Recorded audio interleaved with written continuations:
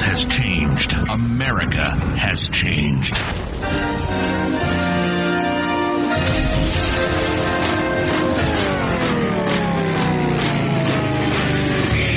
If something were to happen tomorrow, how self-sufficient would you be? Could you grow your own food? Could you sustain your own livestock? Could you survive?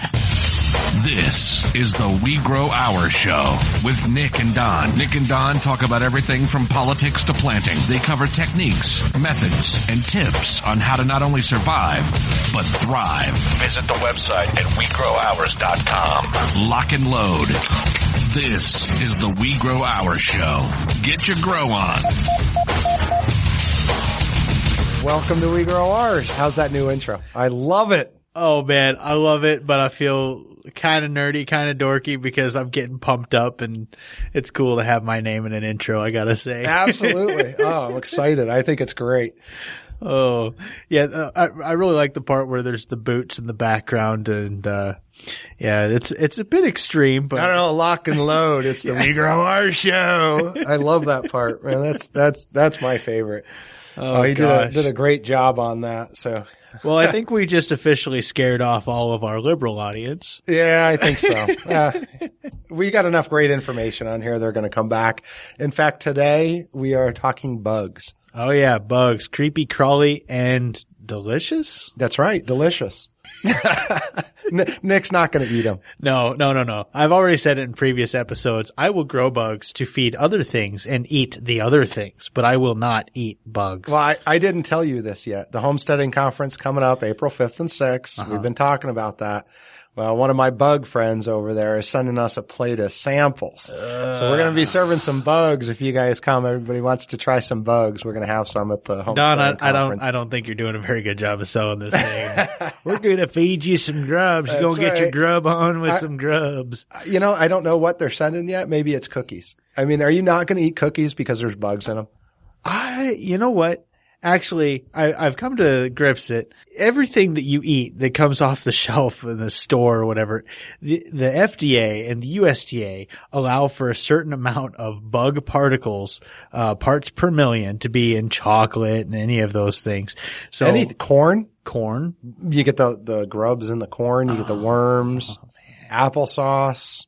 Oh yeah, applesauce. It's pureed before it gets to your table. You're gonna eat some bugs. Absolutely. It's just the fact that I know that there's bugs in it, and it's almost 100% bugs that is going to be bothering me. Well, and as we talk to these guys from Tiny Farms, we're gonna find out that a lot of what they're doing. If you follow us on Twitter, I've got a lot of these bug people on Twitter, and they're telling me that, hey, we're making flour out of this stuff. They're taking the raisin crickets, dehydrating them, grinding them up and using them you're using them in the cookies and the energy bars, and you got huge protein levels out of these things, and it acts just like regular wheat flour.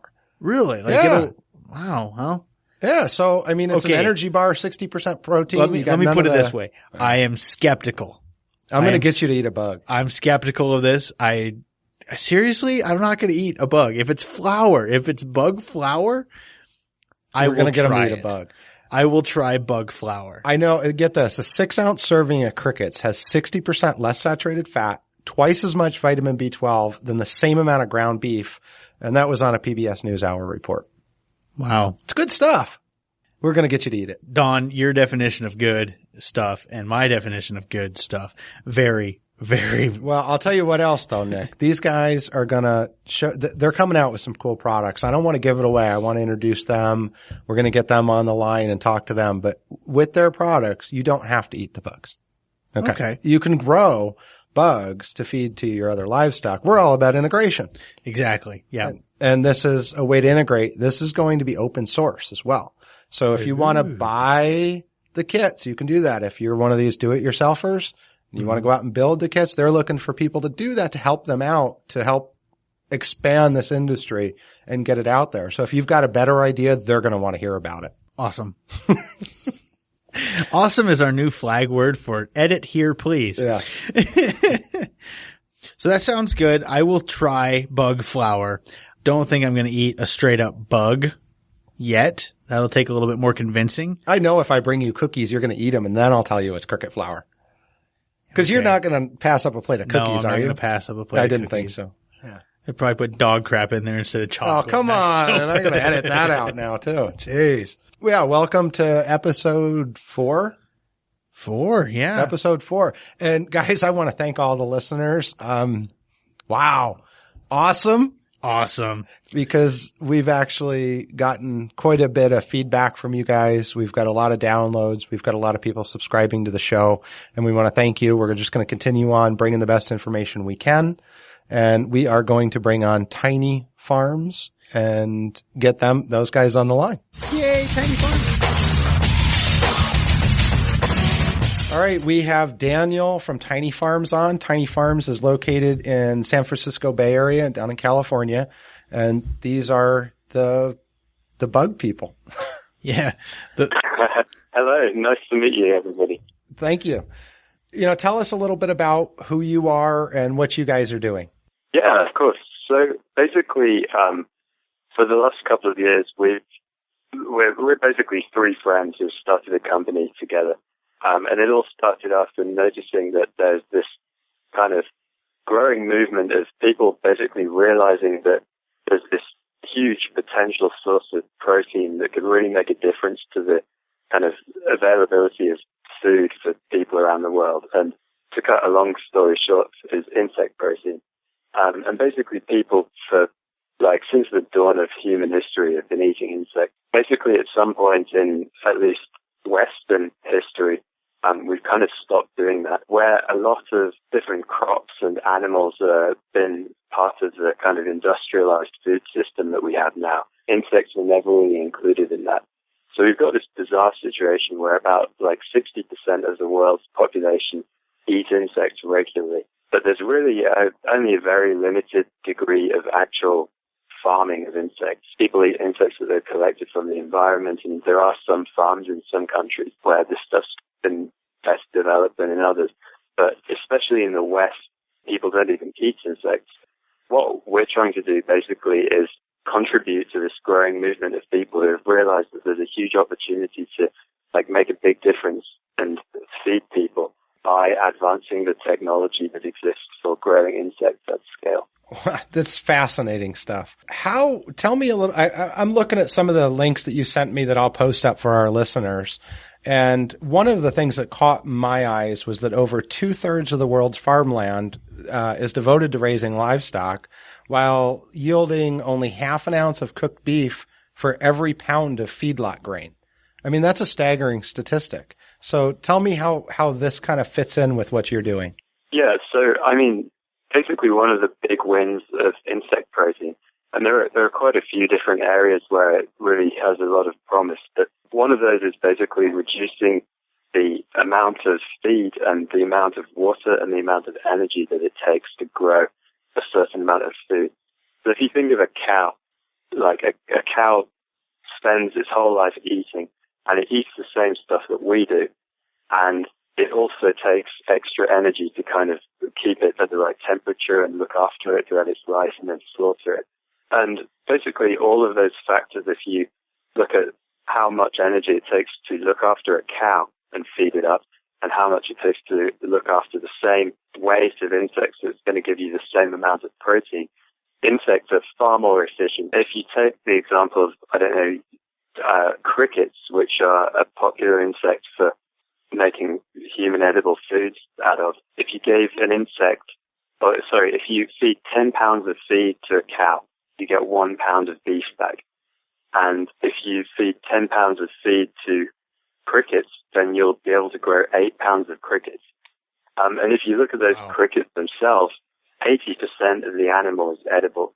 So there's only a small amount of it which isn't sort of able to be incorporated into food, and it isn't digestible. Whereas if you look at beef, most of what you get on a cow is bone and cartilage and inedible parts, and only 40% of the cow is actually eaten. Wow. So yeah, just from that perspective, there's a huge efficiency. So I actually, I've looked into those numbers, and my dad actually raises beef in Wisconsin, and I asked him to estimate how much feed a a cow goes through in order to produce a steer that can be eaten. And you're right on. He guessed it was about 9 pounds of feed for every 1 pound of beef. But 10 to 1 sounds about right too. We're right in that ballpark. And I raise rabbits, and it's almost a 1-to-1 conversion. Not quite. It's a little less efficient than that. But I've got this theory that the smaller the animal is, the less energy it spends moving around. So the more food you can get out of it. Exactly. You can, for the amount of food that you put into it, you get a lot more out in smaller animals. And bugs, you can't get much smaller than that. Well, and bugs are cold-blooded too, right, Daniel? Right, exactly. So, I mean, whereas a cow has to spend a huge amount of energy sustaining its body temperature in whatever conditions it happens to be in, insects will basically just make do with the environmental conditions they find themselves in. So, for quite a lot of species that people are looking at for growing for food, their optimal temperature is sort of in the 80s. And if you can give them that temperature, they'll reproduce and grow incredibly fast. But then if you reduce that temperature down, they basically slow down and stop being as efficient. And at a certain point, they won't be able to reproduce. But they're basically not wasting any of their energy on maintaining a temperature themselves. That's great. Tell me a little bit about the nutritional value of the bugs. You'd mentioned some crickets. I know we talked about, the protein levels. Are all bugs the same nutritional value, or do they vary depending on the type of bug? So, yeah, absolutely varies on the type. And the crazy thing is that there are literally thousands of edible species of insects. There are new insects discovered every day, and there are probably new edible insects discovered every other day. I mean, it's just a really unexplored kind of area. And if you look at the kind of species that people have done the research into, the big two in the West at the moment are crickets and mealworms, and that's mainly because of the ease of looking after them and the kind of pretty good nutritional profile. So if you look at, there are a few companies out there that are making consumer food products with insects, and one company that has a really great website with some of this information in is a company called Chapul. That's Chapul. Their website says that crickets have 15% more iron than spinach, twice the protein of the equivalent amount of beef, and as much vitamin B12 as salmon. Oh, wow. Wow. And you do find basically, if we've been doing a lot of work with mealworms. Mealworms have a similar sort of protein to mass ratio as chicken. So you're looking at things that are equivalent to like really good lean meat, but at a far greater efficiency. And arguably, it's easier to keep them in conditions that they themselves sort of, if not enjoy, that they're basically optimal for the animal, whereas raising other livestock, it can be difficult to do efficiently and still have the animal kind of live in a pleasant way. So we've been talking about bugs now for a little while, and I got to ask you the question that might come off as offensive, but what the heck are you thinking eating bugs? That's what's on everybody's mind. It's a paradigm that we're stuck in. I have to admit, I am stuck in that paradigm too. If somebody comes out with a plate load of crickets, I'm probably going to be declining their offer. So how do we get past that paradigm that we're not motivated to eat bugs? How can we get past that? Say the first time I'm going to try a bug, I got to change my mind. How do I do it?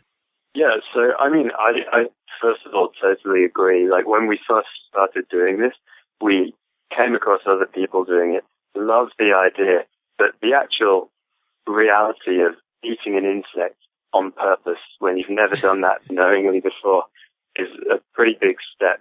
But I mean, I think after you've eaten one, and especially after you've cooked with them, and after you've incorporated them into recipes, and just kind of let that sit for a while, you kind of realize that they are just food. And now, if I look at a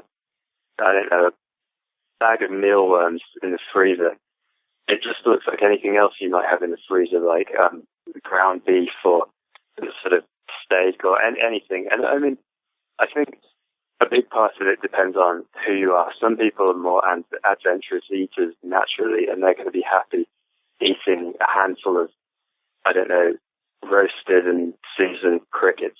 But other people might not be so comfortable with the idea that their food still has legs on it. The same way as some people don't like to eat shrimp with the shell on, or even crab or lobster. But there's a huge amount you can do to really just incorporate insect protein into your food without having to see the fact that it's bugs. There are a few companies now creating products that use insect flour. So they're basically incorporating this flour that boosts the nutritional profile of things like protein bars. There aren't any legs sticking out. And there are quite a few chefs, kind of entomology researchers, who have come up with recipe books and so on with ideas for incorporating insects into food.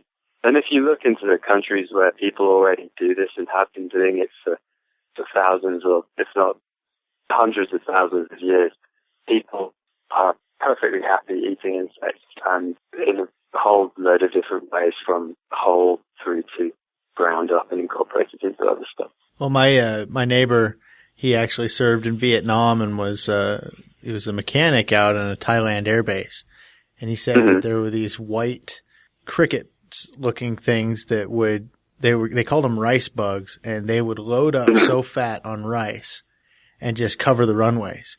And he said that he'd get baggies and go and fill the baggies up and take them into town, and they were like currency. You could get more out of those bugs than you could the local yen or the local, I don't know if it's a Thai mark or what it is, but he said that, that's awesome. that funded his party nights. So he was very grateful for those rice bugs. So they had to taste good. Well, they must have. He said that he was the most popular guy, showing up with a couple of grocery bags full of bugs. So Dan, what do the bugs taste like, Daniel?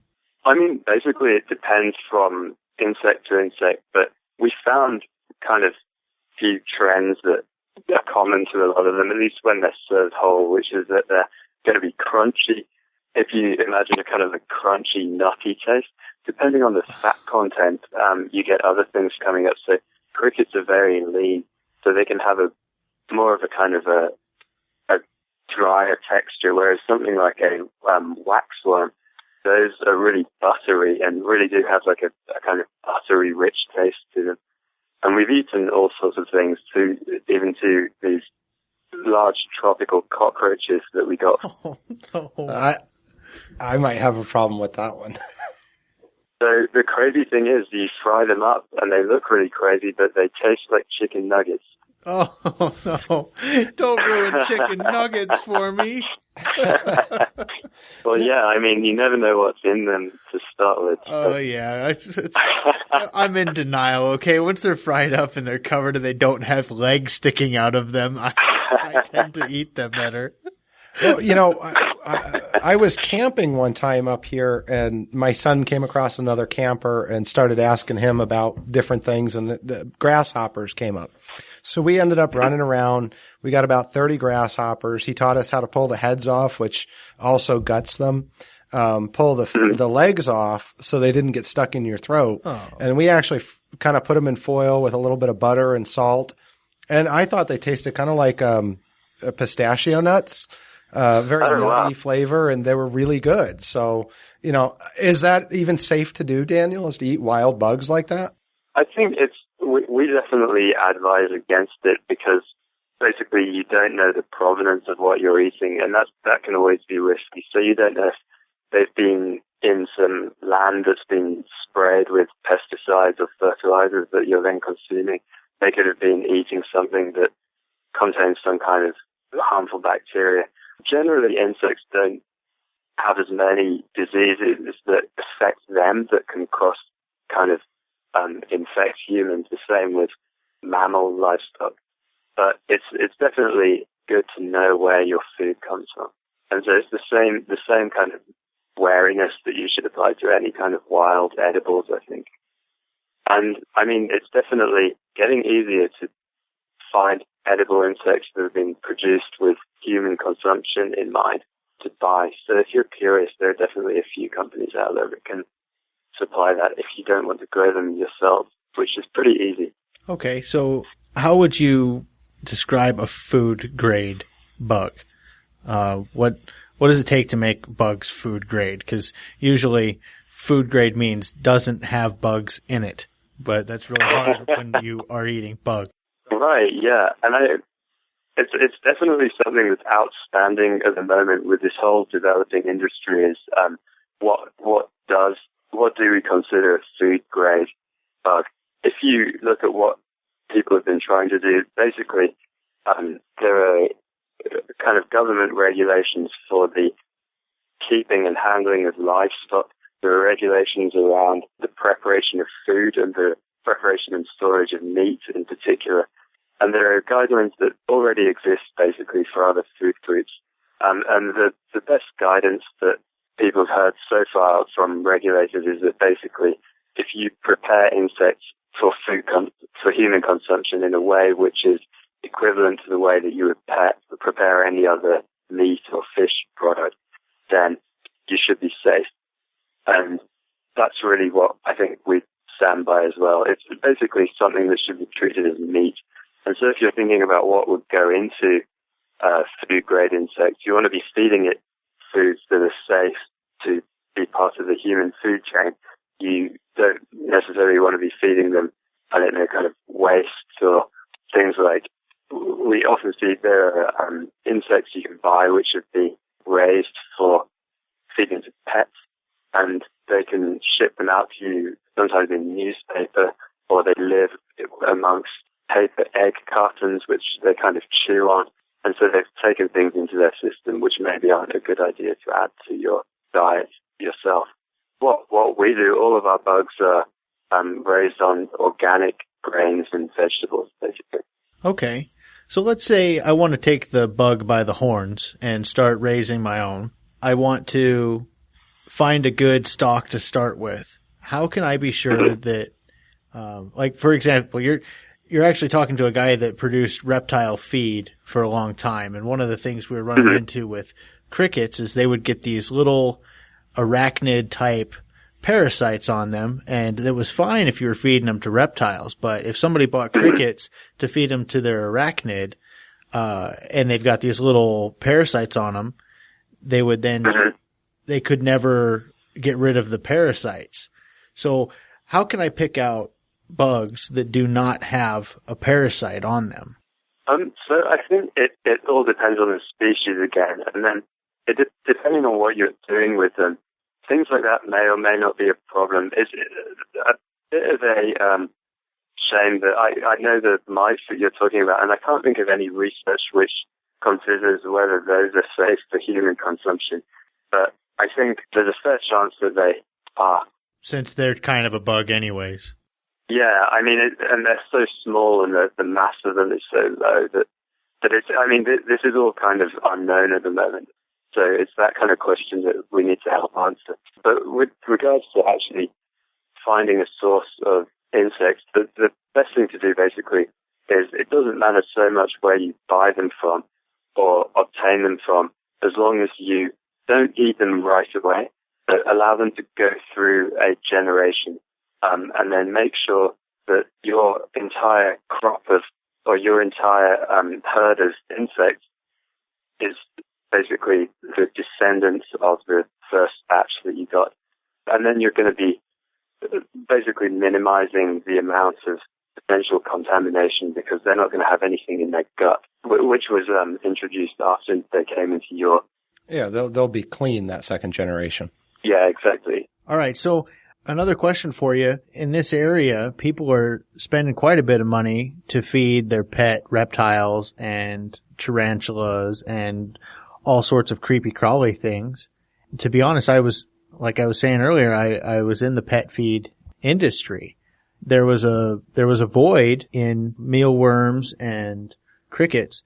What advice could you give somebody that's wanting to get into this industry? Is that a viable source, would you say? Yeah, I think so. I mean, if you think about the problems that you have if you're a reptile owner or basically someone who needs live insects, it's going to be at least fairly complex to get the insects from wherever they're grown to your house. And you find that a lot of places you can buy insects online to feed your pet, and they're pretty expensive to begin with. And then on top of that, you have this huge shipping, and then because they're getting flown around, and they also won't ship to certain places because of the climate. And even if they will, sometimes a whole load of them will die in transit. Plus local laws. Yeah, exactly. So some species can't even be shipped between states, and some are just completely disallowed within the state altogether. So if you basically see an opportunity where there's a sufficient demand for feeder insects near to you, there's a fair chance you're going to be able to offer better pricing and reduced shipping costs to people who live around you. So if you are looking for an additional way to raise some money, what we're thinking about basically is that there's a market for insects for human consumption that's still developing, and it's like in the early stages, and they're kind of like early adopters, or even before early adopters. They're real like pioneers doing this stuff and buying edible insects and cooking with them. But it's going to be a while before there's a big enough market to sustain a huge number of farmers. But because there's already this like well-established market for people who need to feed insects, we think like that's going to provide a good stepping stone for people who are maybe wanting to start their own insect farm, make some money to support it, and then be in a great place to basically expand with the food insect market as that happens. So a good plan would be raise them for pet food now, get your methods down, and then when it blows up for human consumption, just triple or quadruple your production and start going from there.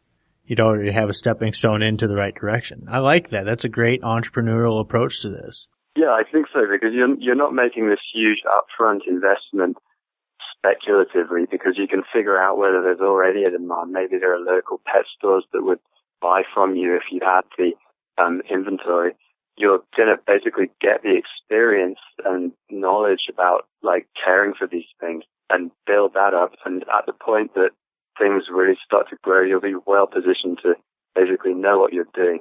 Basically, if you look at the prices that people are paying right now, as I said earlier, there are quite a few companies that are making food products containing insects. They're having difficulty getting enough, basically, ingredients. They can't buy enough edible bugs to produce the products at the volumes that they could be. So any supplier that's coming online now is going to have some demand. And there's obviously a certain level of kind of food safety thinking that may need to go into starting a venture for food rather than for feed. So let me make sure I'm on the right track here. So there already is a demand out there for food grade insects. Yeah, absolutely. You look at companies like there's a company called Exo that has some really great, basically cricket protein bars. There's another company called Charpal. There's a company called Bitty that's making insect flour that you can buy to cook and bake with. And there are quite a few other companies who are basically building consumer products that are designed to be not just for people who are curious about this stuff and maybe doing some like homebrew experimenting, but people who would actually just buy these products in a shop, like in a health food shop or in a supermarket.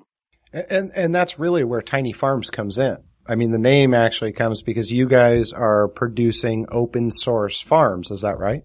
Exactly, yeah. So the whole point of what we're doing is basically we see this like huge opportunity for insect protein to make a difference to people's ability to feed themselves adequately, basically. What we desperately don't want to happen is that this opportunity is wasted because not enough people are able to produce enough insects to feed the demand at this like early stage. And basically we don't want the whole thing to fizzle out.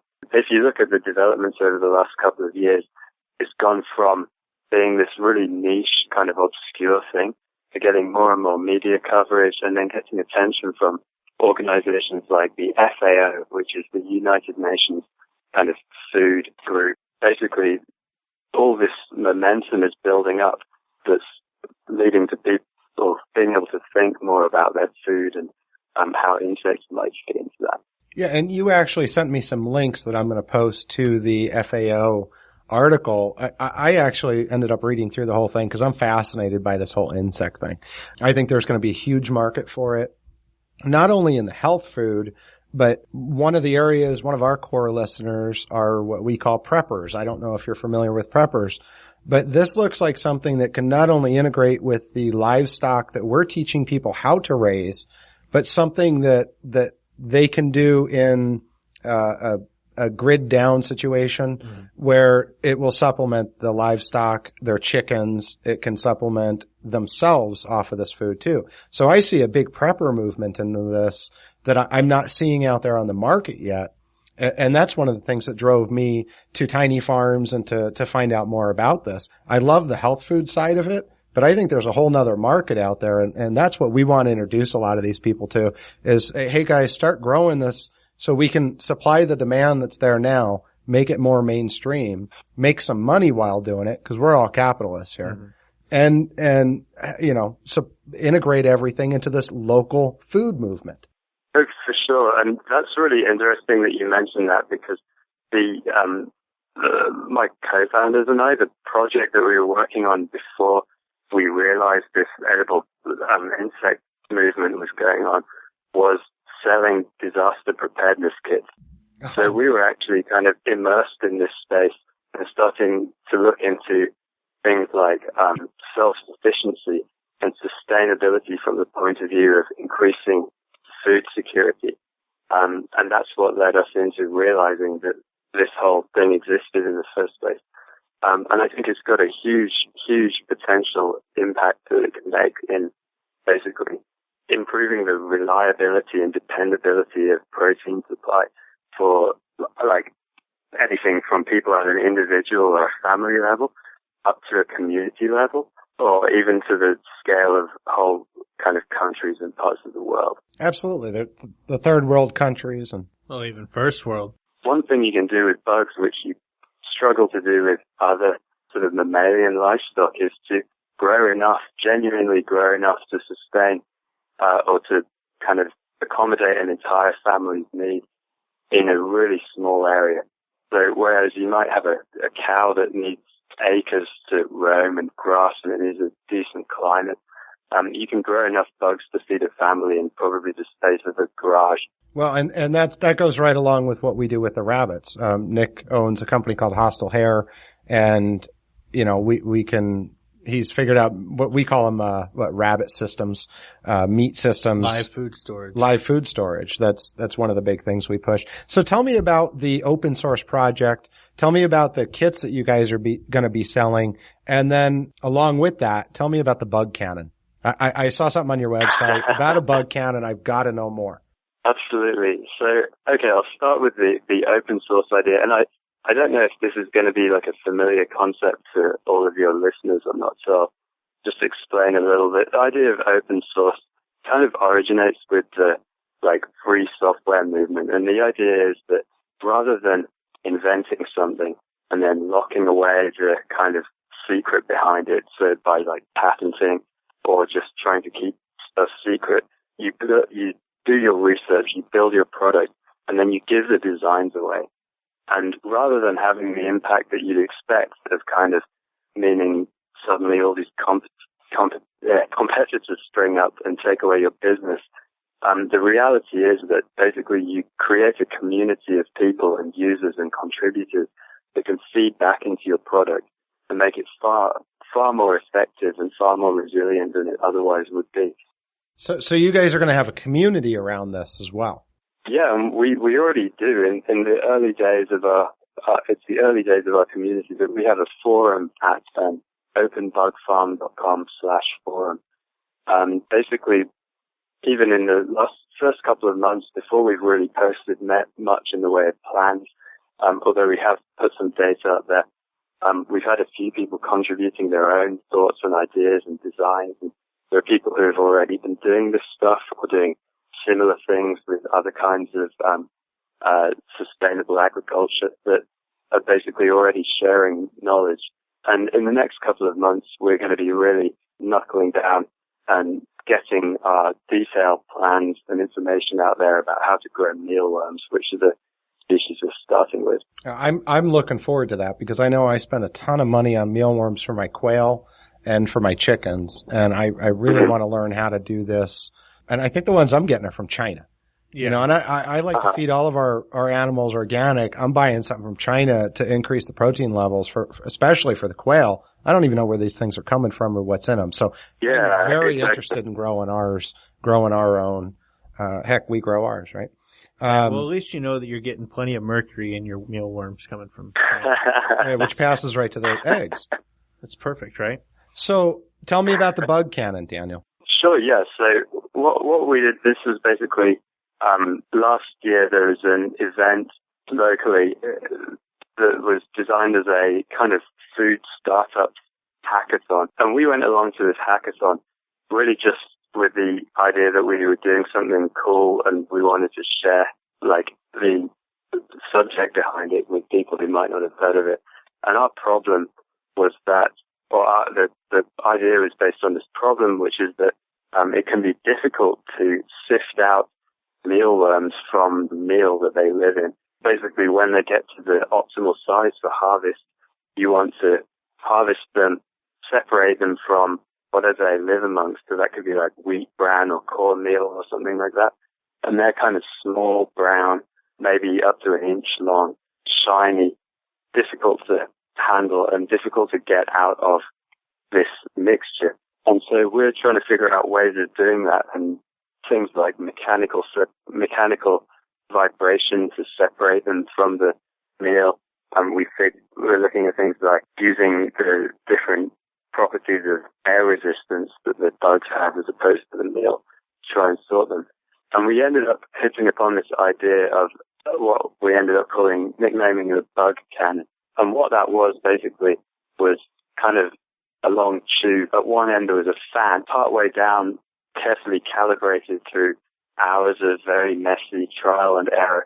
There was a slot, and underneath, in another place a bit further along, was another slot. Basically, we calibrated this thing so that you drop the bugs in, the mixture of bugs and meal, through a hole in the top. The jet of air would blow the bugs and the meal up the tube, and the tubes had an incline.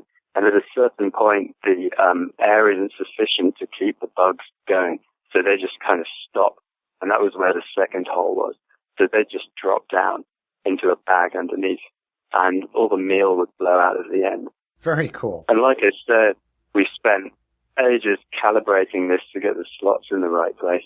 Every time we did that, we got a big gust of bugs and meal flying out of the end. And this thing was indoors. So we're basically covering this office with bugs and bits of meal and all sorts. Nice. But it was a lot of fun, and we came up with something that maybe it makes sense at a large scale. I think it could be an effective way of separating bugs, but we've since hit upon a much more straightforward, much more elegant way of doing this, which is going to be part of our V1 mealworm farm.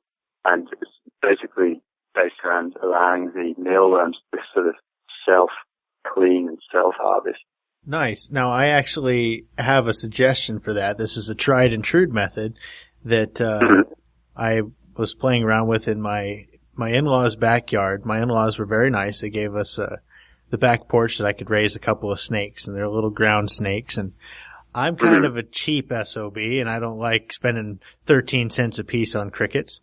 So I went and I found an old pool filter that was an inline filter that you hook up to your pool vacuum hose.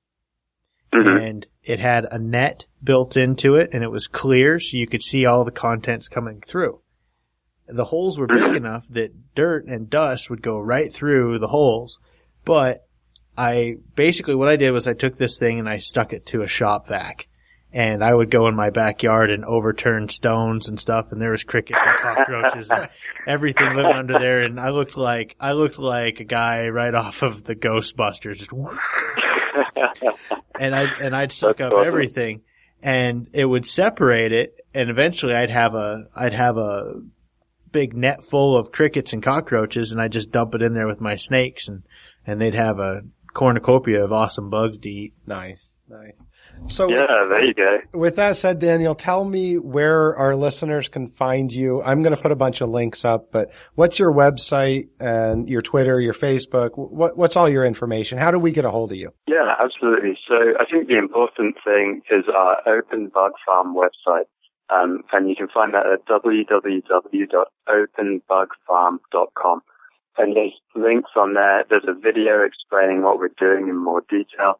There's the link to the forum, and there's a contact form where you can get in touch with us. But I will say, if you have any interest in the subject whatsoever, you have any questions, whether you think they're smart or dumb or whatever, or you've got any experience to kind of share, we'd really appreciate it if you go on the forum and create an account that's really quick, and you could post it on there. Because not only will you get our response, but the rest of our community can maybe help out and help answer your question, or they'll benefit from your wisdom. And then whatever we respond with, everyone will be able to see. And that kind of is the core of what we're trying to do. We're trying to build this like participatory community around the product that we're building. And that's what makes it so exciting, as well as the bugs.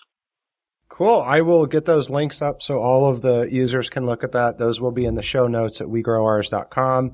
Episode number 4, bugs. So, Daniel, thank you so much for all your time. And I've learned a ton. I'm going to have a blast with this. I'm keeping an eye on your website. I can't wait to start farming mealworms and crickets. And I know, at our homesteading conference, we're going to be serving some bugs too for people to taste. Thanks to you, we were able to get in touch with somebody that can supply those to us. So again, thank you so much for your time. Yeah, thank you, Daniel. That's fantastic. Thank you. It's been a lot of fun talking, and we'll definitely have to send you guys over a V1 of our kit. All right. That'll Absolutely. be great. Yeah. We'll get it out there and, get people to take a look at it. All right. So that was Daniel with tinyfarms.com. Actually, Yeah, go ahead. what's the other website? I'll put it online. Okay. That was awesome. I was holding back a little bit. I have to say I'm still not ready to go munching on some crickets, but I definitely have a goal to overcome my own, not really a fear, but my own, X factor, if you will. Yeah, absolutely. If you don't try it, you don't know if you like it. Is that? Well, I haven't tried jumping in a swamp I full of figured you were gonna electric say something eels, like that. but you know, Yeah, good point. But, within reason, I'll try just about anything. I'm telling you, you look at, like I said, all this land that's being used for livestock. You look at the world population, and we can't sustain this stuff. This is part of what we do. We grow ours for. We teach people to buy local, to grow their own food, to barter with their neighbors, to survive and thrive, as in the intro. And Good intro. yeah, I love the intro. So we're lock and load, baby. So this Lock kind and of load your cricket cannon. So this goes right with all of it. Whether you raise them to eat them or not, you now are going to have a resource out there that you can raise these things to barter. Again, if something happens in our society, and I know I'm getting into the whole prepping thing, but some type of economic situation, even a small one, we have a run on food. Something similar happens, even in a local area. If you're raising these things, now you can go out and you can barter because the people that have chickens have nothing to feed them. Exactly. You know, these crickets, these mealworms, not only for you or your family, and if it means survival, I'll eat them. Yeah. I don't have Agreed. a problem doing that. I'm a Les Stroud fan. I watch what he eats. I love this kind of thing. So I'm open to it. But in survival, you may need to eat these things. Yeah, hopefully you can go out and you can get rabbits. Hopefully you're raising your own rabbits. Mm-hmm. What about the tilapia in aquaponics? What do I feed them when I run out of fish food? I got to make my own. We can do that. And this is a way, black soldier fly cultivating. We had a full show on black soldier flies. Same kind of concept. We're not eating the black soldier flies. We're feeding them to the tilapia. Same thing with mealworms and crickets. That I agree with. I am totally for raising bugs to feed to quail, tilapia, and anything else that'll eat them that will then turn into nice juicy meat that I know I like. Right. But if you're going to go through the raising of these insects, Is it a quantity thing where it's just as easy to raise 1 pound as it is to raise 50 pounds? Is it more work? And then now can I sell this, put the money I'm making from even the human consumption side of it, as we talked about? There's a huge demand right now for this. There's local restaurants that serve things, to the foodie groups out there. You know, why not take advantage of that and raise your own bugs? Oh yeah, I'm totally for that. I will produce anything that somebody wants to buy. I'm just not going to eat it. I don't blame you, but I think we'll get you over that. All right, maybe at least eventually. once. You got to eat one cricket. We'll pull the legs off so it doesn't get stuck in your throat. Thank you. That's so reassuring. Oh, we're going to make it better so it doesn't get stuck in your throat. Well, one of the things that I've seen online, Andrew Zimmer and Bizarre Foods America, he's had a couple of shows where he does the bugs. They'll actually grind some of these up and serve them in the beef patties. So you don't even know they're in there. You don't necessarily taste them. You put them in soup, do things like that. I mean, it's phenomenal. Well, when I used to work at a certain pizza place, we used to throw cockroaches in the oven to see how far they could run without their eggs being burnt, without their legs getting burned off. The longest one was 10 seconds. So do we want a random plug of the week this week to be that pizza place? Because I actually don't have a random plug of the week. Can you think of somebody off the top of your head? Gosh, dang it. I was thinking of somebody on the way over here and I just can't remember. How about Mombies? Mombies is You good. familiar with them? A little bit. Yeah, they're Mombies is play off the zombies, but they do survival gear for moms. So check out their website, Mombies. Mombies it is. I think we don't know their exact website. Oh, sure we do. It'll be in the show notes. WeGrowOurs.com. See how I did that? WeGrowOurs.com. Oh, and then you can episode 4, look up in the show notes and you can get the exact website. Survival bags for moms. I think they cater to moms and they put things in there like the dads may not. Oh, how's there that? You go. Huh. It's prepping with a feminine touch. Absolutely. They're going to love this. I mean, they're going to get mad at me now. I'm going to get a letter from them saying, don't mention us on your show again. So I'm trying to be nice here. So what else? What else is in the news? Have you seen anything that we should wrap up with or? Well, I think, next week we'll be talking a little bit about the president's address since it is Tuesday night right now and we didn't get to watch it before recording this episode. Yeah, we're going to be a week behind at that point. We're going to be a week behind. Actually, a week and like 5 days. So just know lies, lies, lies, hate, hate, hate. That about sums it up. Hey, we're going to get into politics now. Oh boy. The problem is people go in with a preconceived notion, and this presidential address is nothing but a dog and pony show to go up there and rally the troops that he's got, and the other side, the Republican, is going to go out and they're going to rally their troops, and nothing changes at the end of the day. So I don't even see what the point of this is. Yeah, I'll agree with you there. In fact, I've had a couple of conversations. I am traditionally conservative. That's how I vote. That's how I act. I lean a lot more towards the libertarians. I think that some ideas that they have are a little bit out there, but at the same time, I agree with a lot of what is being communicated there. There's not a whole lot that I agree with on the left, other than we do need to take care of the people in our community that are less fortunate. I just think that it should be the responsibility of a tighter knit community as opposed to a nationwide blanket sweep of let's fix everybody's problems. So basically what I'm getting at is right now we have a split right down the middle of society. We've got divide. It's not just a split, man. This is a divide. Yeah, chasm. Yeah. So we've got, we'll just call it how it is. The liberal left does not trust big business, and they don't trust how things are being moved. And we'll just focus on food for a second. They don't trust Monsanto and Monsanto's control of the market and all of the things that Monsanto does to make money. And they blame it on capitalism. The right Republican side doesn't like big business. They don't like. That's right. They don't like the control over the private sector. They don't like the high taxes. They don't like any of these things. And they blame socialism and communism. or social programs. Yeah, and regulations. Yeah, things that spend all the money. Exactly. So, but when you look at both sides of this government coin and the big, huge business and the government elected officials, not so much the elected officials, but the appointed officials. The revolving doors. They are revolving doors. So people, if you happen to be leaning left or leaning right, this is the great uniting thing. Yeah, what we eat every day, that's what is going to unite us. And it would be nice to see people come together and stand up against companies like Monsanto. And you can go on Facebook, Twitter, you can look at these things. People are out there. I actually, on our Twitter feed, we have left and right, because I believe I'm a libertarian, straight out libertarian. Crazy SOB. Crazy SOB. Yet I believe that both sides, all humans can come together. We can agree that food needs to be protected. That doesn't necessarily mean, that means by getting big corporations out of it. We need to bring it back local. And guys, I know, I'm not going to get into the whole global warming thing and all this other stuff, but we need to respect our environment. Exactly. And the left and right can agree on this. So, well, it's basic. You don't crap where you sleep. Exactly.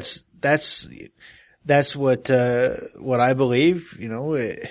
If you hurt where you live, you can't produce your own food. I look at, for example, my dad's farm in Wisconsin. We threw fish out into his little pond that's at the bottom of a ravine, and up above on both sides of the hill, he's got corn and I think he had soybeans at the time and different seeds planted there, different crops. And we couldn't get these fish to grow. We couldn't get these fish to live in the pond. It's a huge pond. It's got fresh stream water coming into it. And it's got nice duckweed growing over the top of it. It looks beautiful. And these fish, it couldn't survive in 8 feet of water. I had no idea what was going on until I took a capsule of it.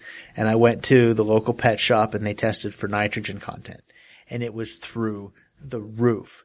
But here's the deal. The water was clear. It was clear, but it was still testing super high in nitrates and nitrites. So how is that possible? The answer is synthetic fertilizers. They suspend better in water than your natural stuff. It doesn't come apart. It doesn't solidify and sink. It's suspended in there. And with all that nitrogen in the water, these fish didn't have enough oxygen.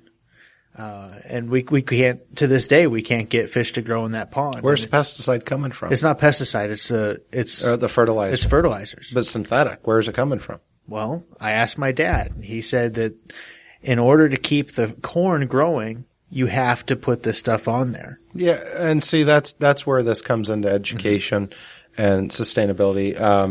What's the movie American Meat? Have you seen it yet? I haven't seen it yet. You've got to watch it because that's what this talks about. So this is, again, something left, right, middle. I don't care where you're at. You can come together and start learning about your local food supply, start educating other people and saying, I'm not asking you guys to go eat insects, okay? Mm-hmm. I'm asking you guys to start thinking small, tiny farms. Yep.